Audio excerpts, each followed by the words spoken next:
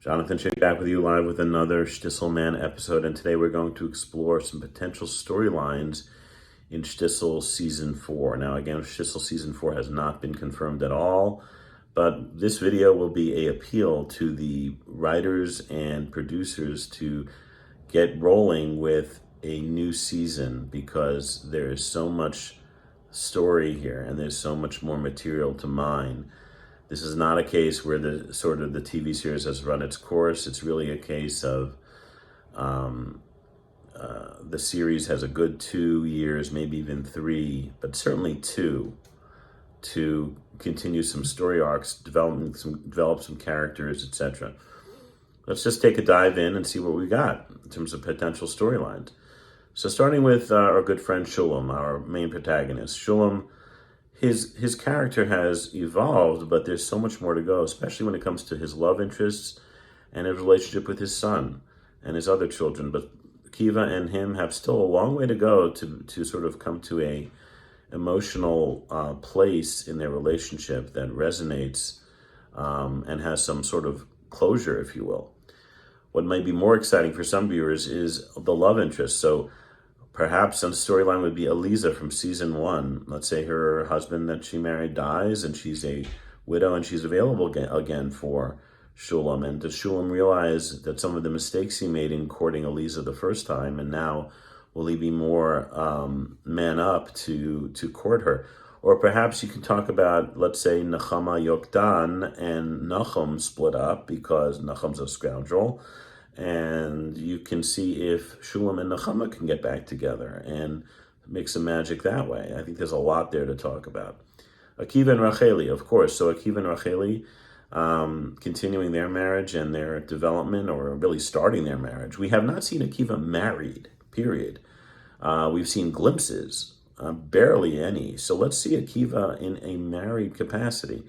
One potential storyline for lack of, I don't want to create a whole temptation situation here that would be beyond the modest Shtisel sort of parameters, but let's say Elisheva comes back in the picture. I think a lot of us would like to see an Elisheva Akiva interaction.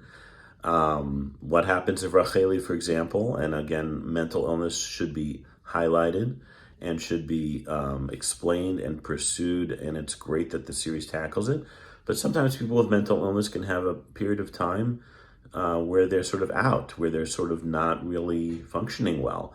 Let's say if Racheli and Akiva are going along with their marriage, and all of a sudden Racheli has an episode or situation where she's sort of not available for some time, and let's say Akiva feels emotionally deprived and whatnot, and then Elisheva happens to move back to town, and what happens then? So there's a lot of potential there. I'm saying this with great love and care for Racheli, because I think she's a wonderful character, and I think there's tremendous development there as well. Gitti and Lipa, so much to talk about there. Their relationship reached a point where there was some sort of a little bit of understanding that Gitti's stifling of Lippe, isn't really working. But now what? Now where does the relationship go? Do they get closer, or do they grow apart? Divorce is something that can be explored in this community. That's not without a possibility between Gitti and Lipa. But let's say they continue and they grow together, and maybe Lipa becomes more sort of a modern Haredi or modern yeshivish type of person, and he, pursues more broader type of interests. And how does Gitti respond to that? Of course, the children. Does Rachami live? Does Rachami die? What happens then? And there's definitely storylines in either case. Yesela and Shira, they're also quite broad-minded for their community, pursuing animal life, zoology, etc. How does their relationship develop? What happens to the Shira that was left behind? Maybe a story arc there. She's crushed by a broken engagement. She lost her father. Where does she go?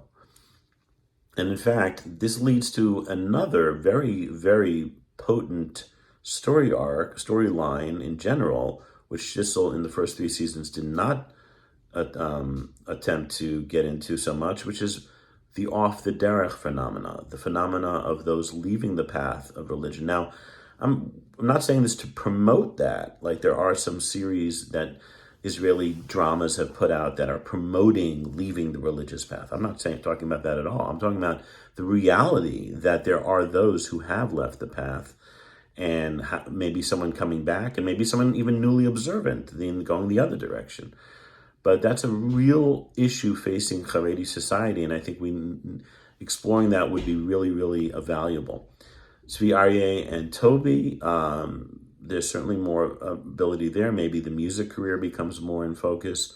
Certainly Akiva's art and where that goes can be something. But the main things I really want to see are really that father-son relationship and where it's going, and the various love interests that happen and the various marriages. We've seen a lot of people engaged and in the courtship stage, but other than Gitti and Lipa, we haven't seen a couple that's really fleshed out their married life so much. In fact, Akiva, we've only seen him briefly as a married man. So altogether, we have a number of possibilities, really robust possibilities, even some side characters who we've gone to love. Maybe Libby comes back in a dreamlike sequence and whatnot, or we do flashbacks with Libby. How about a flashback situation where we see Akiva and Libby's marriage before she died? That might be a very interesting way to explore how Akiva landed with all this guilt about finding love with somebody else. And that mirrors Shulem's guilt about loving after his own wife died. So there's a lot of different ways that we can sort of explore some deeper, resonant relationships and character development going on in the Shtisel universe. And I think that would continue the great emotion and pathos and impact that the Shtisel series has brought thus far. I'll try to do another episode soon, exploring some more story arcs in detail. But producers, feel free to steal my ideas and go with them. And if I can help in any way, then let me know. I'm also available for speaking engagements. I just spoke in a community in the southeast of the United States on Shtisel, and happy to talk at your community or your synagogue at your event. With that, we will continue with more Shtisel Man in the future, and please don't forget to subscribe and send your ideas, and hopefully I'll include them in the next episode. Take care.